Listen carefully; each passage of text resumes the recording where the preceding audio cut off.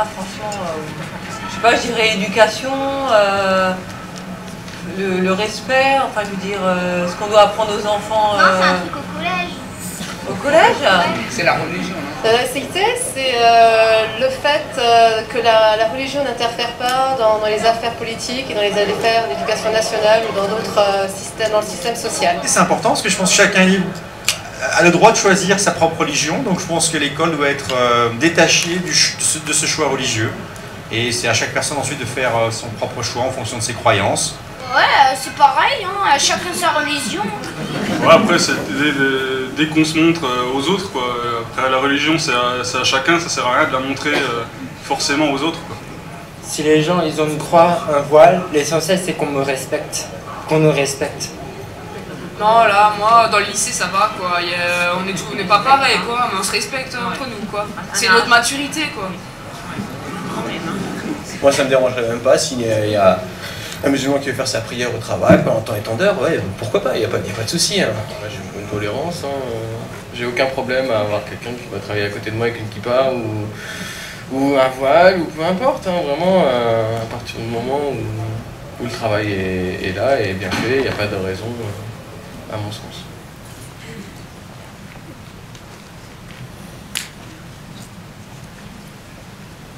Alors là, franchement, je sais pas, je dirais éducation, le respect, enfin, je veux dire, ce qu'on doit apprendre aux enfants. Non, c'est un truc au collège.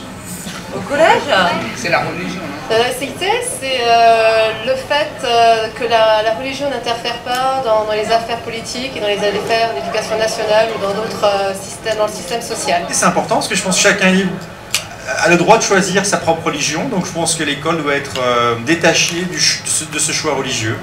Et c'est à chaque personne ensuite de faire son propre choix en fonction de ses croyances. Ouais, c'est pareil, hein, chacun sa religion. Ouais, après, dès qu'on se montre aux autres, quoi. Après, la religion, c'est à chacun, ça sert à rien de la montrer forcément aux autres, quoi.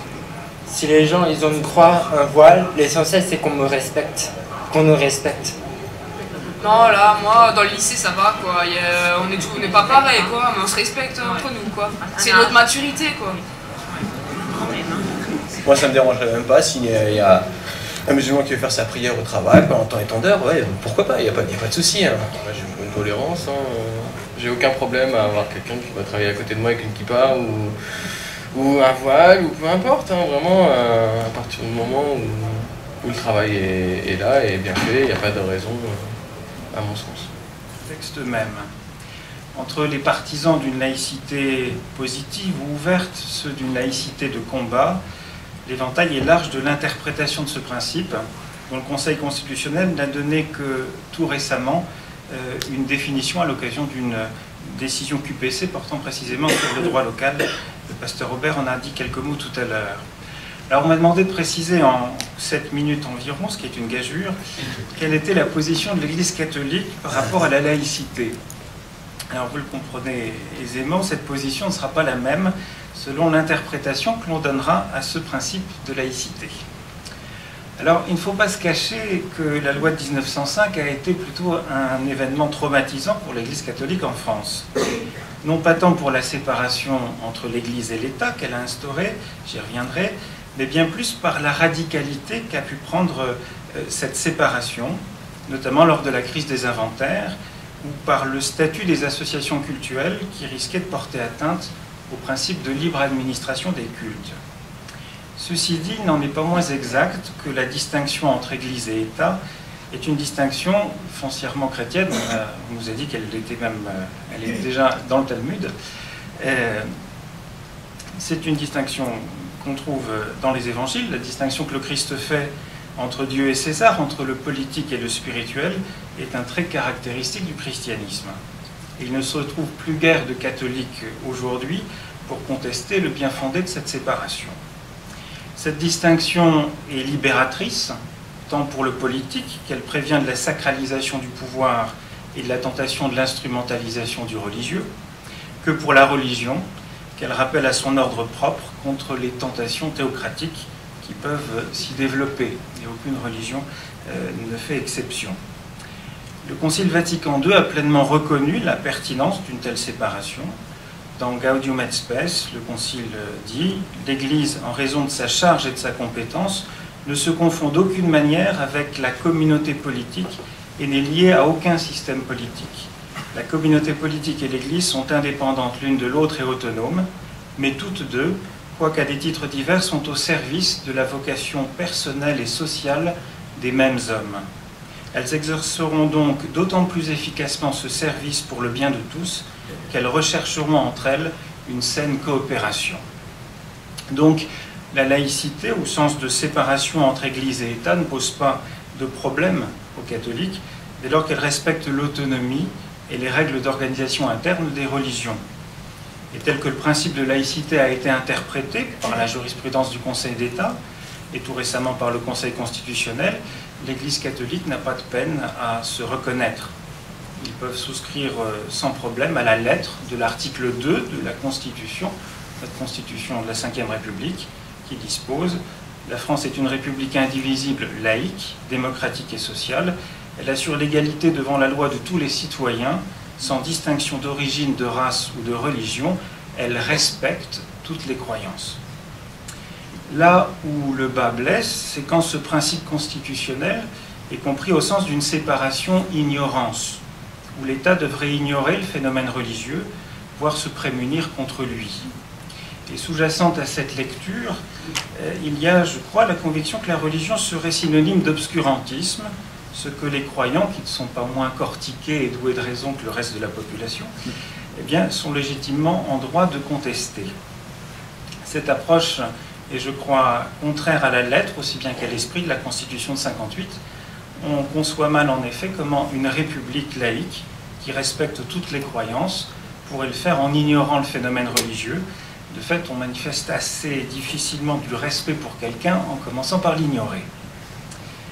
Là où le bas blesse encore, c'est lorsqu'on prétend étendre le champ d'application du principe de laïcité au-delà de la séparation entre l'Église et l'État, en séparant Église et espace public, Église et société, religion et espace public, religion et société.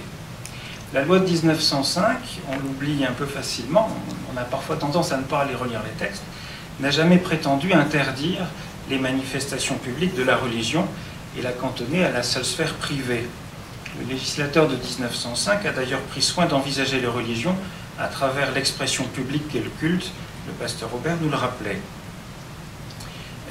L'État est certes tout à fait légitime à restreindre les manifestations religieuses qui pourraient compromettre le bien commun et la paix sociale, mais pour des seuls motifs qui sont tirés de l'ordre public et non en raison de leur caractère religieux.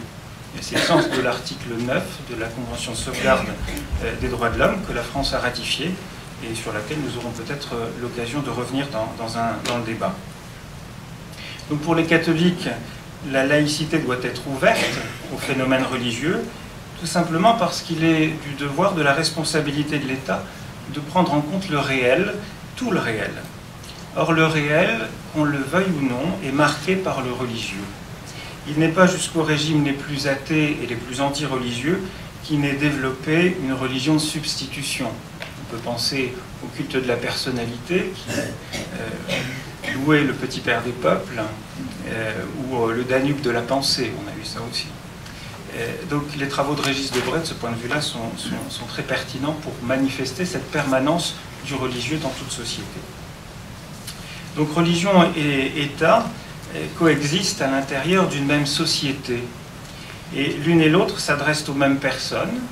Et si celles-ci revendiquent toutes une même citoyenneté, plusieurs d'entre elles se réfèrent à une religion ou à un mouvement religieux. Et l'État ne peut pas ne pas tenir compte de cette réalité. Pour remplir son rôle de garant de la paix sociale et du bien commun, il doit développer de bonnes relations avec tous les regroupements que se donne la société civile, y compris les églises.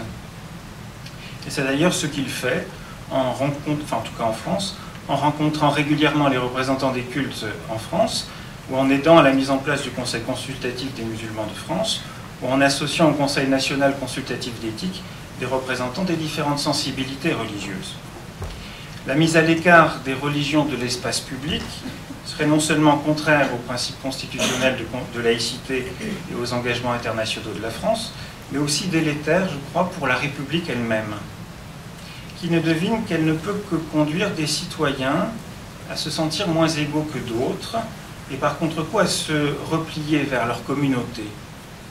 Car une identité humiliée, ignorée, eh bien c'est toujours au final une identité radicalisée. Et pour lutter contre l'intégrisme et le communautarisme, il faut que toutes celles et ceux qui ont une foi puissent la vivre et la pratiquer en toute égalité sans être stigmatisés. L'exclusion des religions de l'espace social sous-estimerait par ailleurs l'importance des religions dans la vie sociale et auprès de nombreux citoyens qui trouvent une source d'engagement et d'espérance au service du bien commun.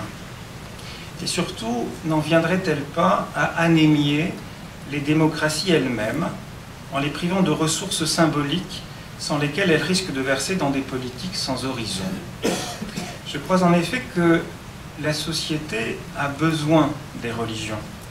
Les religions sont en effet un profond facteur de motivation et d'engagement, et de plus elles sont un facteur de transmission des valeurs, en sensibilisant particulièrement au point de vue du pauvre et du démuni. Et ce faisant, je ne fais pas un plaidoyer pro domo, je ne fais que reprendre des idées développées par ailleurs par un philosophe non-croyant, Jürgen Habermas, dans son éthique communicationnelle. Cornelius Castoriadis, un sociologue qui lui aussi est peu suspect d'être un zélateur forcené des religions, a écrit que la croyance est un pont jeté sur l'abîme du doute. Or, nos sociétés, minées par le doute et une certaine désespérance, ne gagneraient-elles pas à estimer ce que les croyances peuvent produire comme engagement citoyen? Combien de chrétiens formés dans des mouvements comme le scoutisme ou l'action catholique, au nom de leur foi et motivés par un idéal évangélique, travaillent incognito, dirais-je, au bien commun? Ce ne sont pas les religions, écrit le philosophe et théologien Paul Valadier, par lequel je voudrais conclure, qui menacent les États, du moins en Occident. Ce sont les États eux-mêmes qui manifestent des signes graves de faiblesse ou d'impuissance quant à régler les enjeux de violence qui ne cessent de miner nos sociétés. Injustice, exclusion, chômage, crise des systèmes d'éducation. On peut légitimement se demander si, au lieu d'être méfiant à l'égard du théologique ou du religieux, l'État n'aurait pas besoin d'un supplément d'âme, non pour se soumettre au joug des autorités religieuses, mais tout simplement pour s'acquitter un peu mieux ou un peu moins mal de ses propres tâches. Ne convient-il pas dès lors de sortir des méfiances qui ont marqué les siècles derniers pour que le politique retrouve aussi un peu de santé?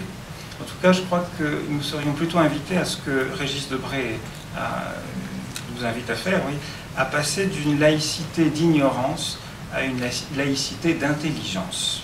Merci. Nous redonnons maintenant le contrôle de votre appareil de télévision jusqu'à la prochaine émission de...